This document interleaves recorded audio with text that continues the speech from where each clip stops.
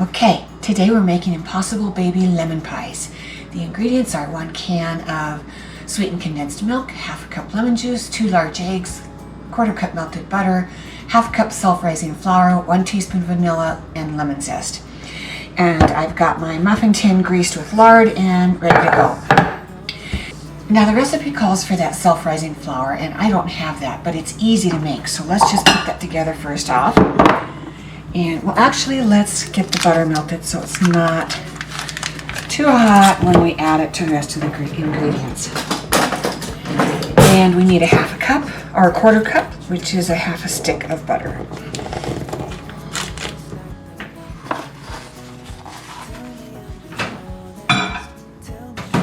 Okay, now to make self-rising flour, take 1 cup of all-purpose flour,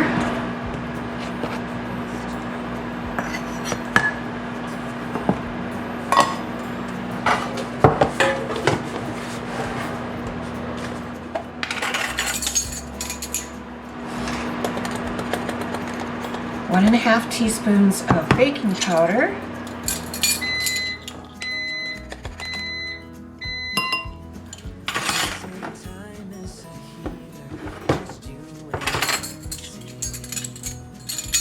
and a 1/4 teaspoon of fine salt, and I use popcorn salt. Using a finer salt just ensures that the salt is mixed well with the flour and it's incorporated throughout the whole mix. There you go. That is self-rising flour. Now I'm only going to use half of this, so I'll put the other half in a jar and it'll keep for about 5-6 months. Okay, on to the rest of the recipe. So we're going to mix the wet ingredients together. So that would be the sweetened condensed milk,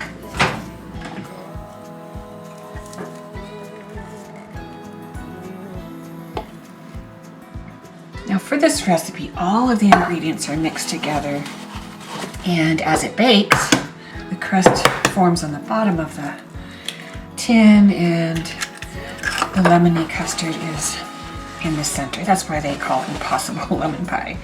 Okay, so we've got our 2 eggs.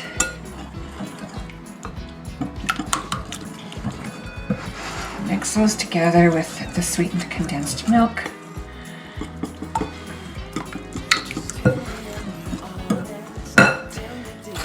One teaspoon of lemon or vanilla.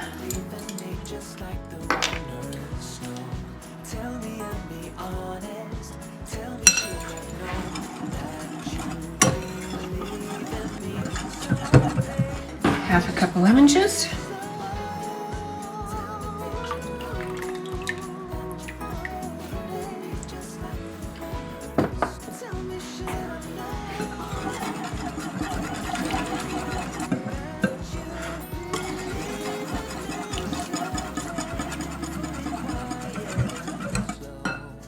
And our lemon zest. I'm using about 2 teaspoons. 1/4 cup melted butter.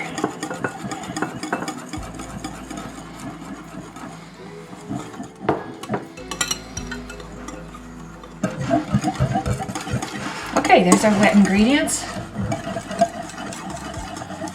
And now a half a cup of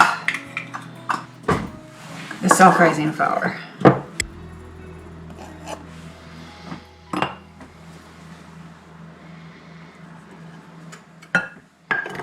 Okay, we're going to mix this, but I don't want to use the whip because I don't want to over mix it.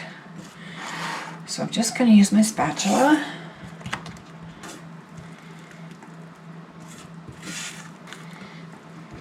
Okay, that's it for the mixing. Now, I like a really good bit of lemon zest, so I'm going to put just a sprinkle of my crystallized lemon in here. I know that these lemons that I have are a little bit on the sweet side.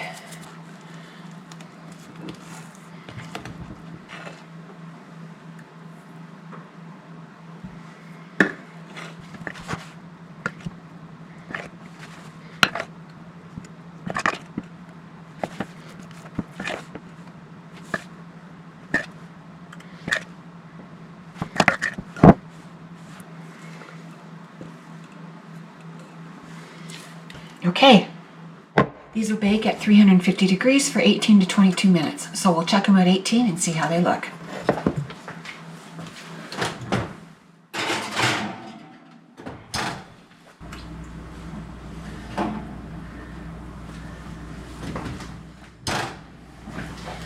Okay, now the recipe just says to let these cool for 10 minutes before removing from the pan. So we'll be back in 10 minutes and we'll see how easily these come out. Okay, well, it's been longer than 20 minutes or 10 minutes. It's been more like 20 minutes, but let's check these guys out. Ooh, they're beautiful. I can see these with a little dollop of whipped cream and a little sprinkle of lemon zest.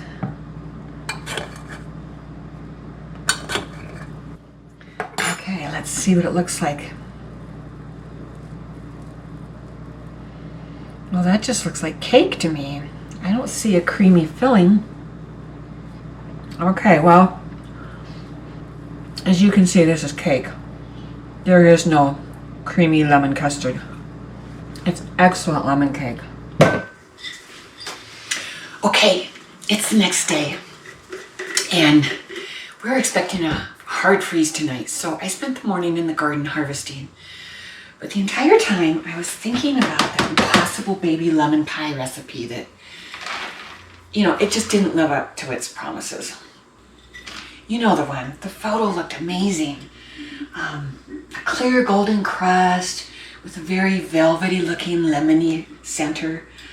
But my first batch, a mini lemon cake, really is how I would describe it. And the second try was the same thing, even with extra butter and a little shorter bake time. Still, no creamy lemony middle or that impossible crust.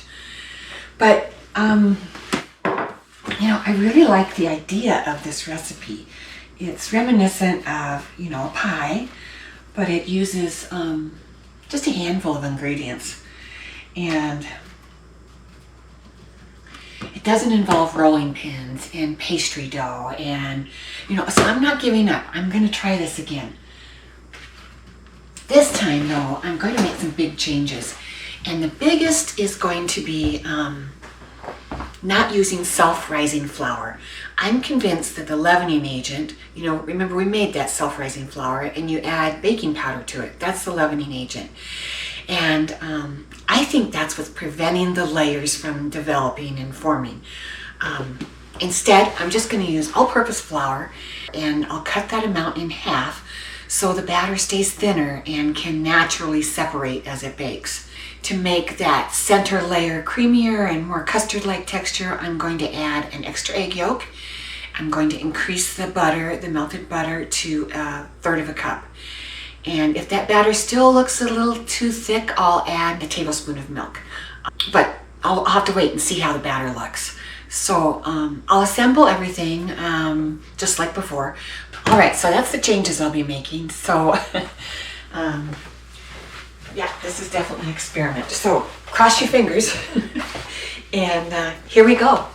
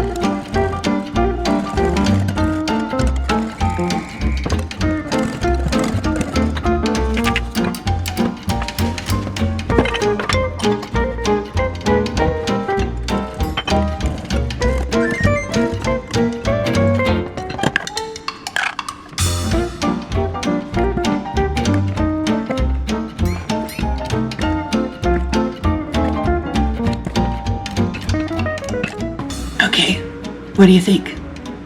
I have no idea if this is gonna work, but we're gonna put these guys in the oven, and in 15 minutes we'll have a good idea. Okay, wish me luck.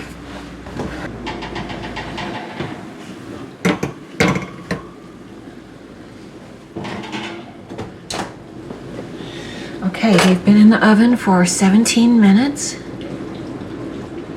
I don't know, they look pretty cakey to me. But I'll let them rest here for a little bit before I try to take them out of the pan. So I'll be back in about 5 minutes.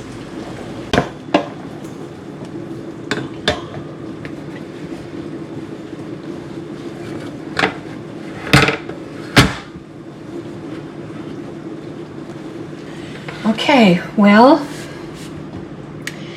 they look very cakey and they look very anemic.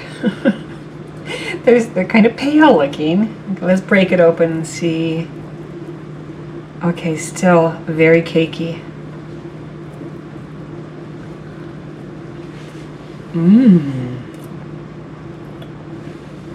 Oh, but the flavor is amazing. Okay, so you can't see a custard velvety, creamy center. It still looks cakey, but it's very soft. And the flavor of these is really good. Okay, this is much improved over the original recipe, but I still think it has work.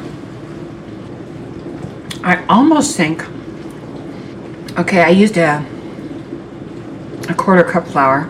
I think I'm going to do it again and reduce that to 3 tablespoons of flour. And I think I want to try to cook these at a hotter temperature for a shorter period of time, so the crust browns and the top browns, but maybe that center won't cook as long and it'll stay more custardy. What do you think? Okay, I'm going to ponder on this for a bit, but I will say this is really good. Eye appeal, not great. I'd like to improve the way they look. The taste is wonderful. So I think the way they look and that creamy center are the things I want to work on next. Like I said, the flavor is addicting. It's really, really, really good. Okay, well, I think I'm on the right track.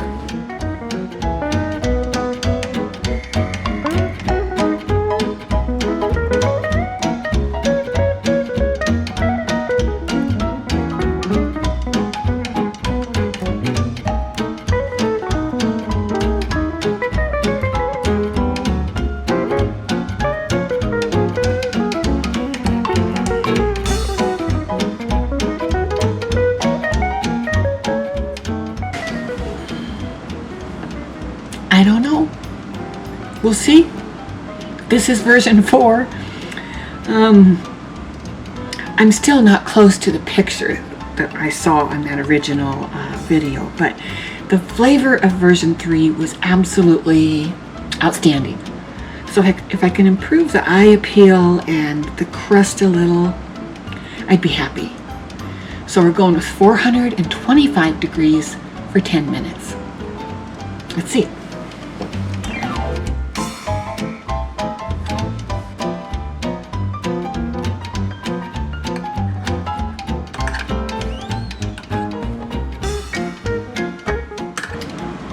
Yeah, that's really nice looking. Okay. Version 4 is a winner. They're beautiful.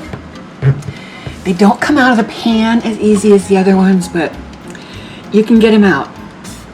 I maybe will let them cool I let them cool 10 minutes in the pan, maybe 12 or 13 minutes. I can't wait to chill this and try it chilled, but